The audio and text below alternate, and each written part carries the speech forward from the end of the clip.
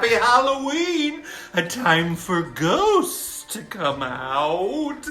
Wonderful. But I'm not celebrating scary ghosts. I'm celebrating a friendly, happy ghost. I'm celebrating Boo Berry.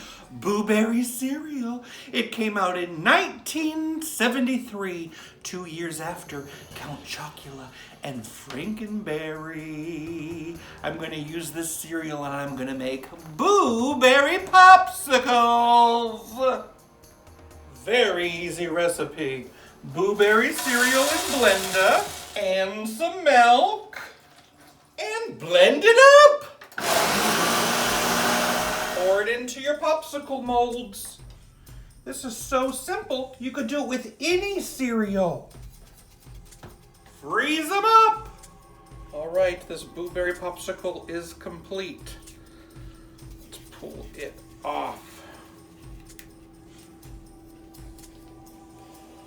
Yes.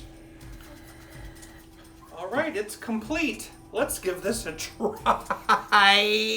Ceratops. Whoa.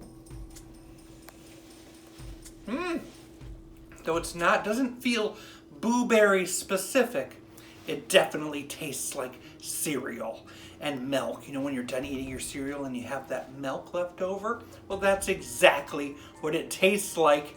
And it's awesome! You could use any cereal and it'll probably taste just like this.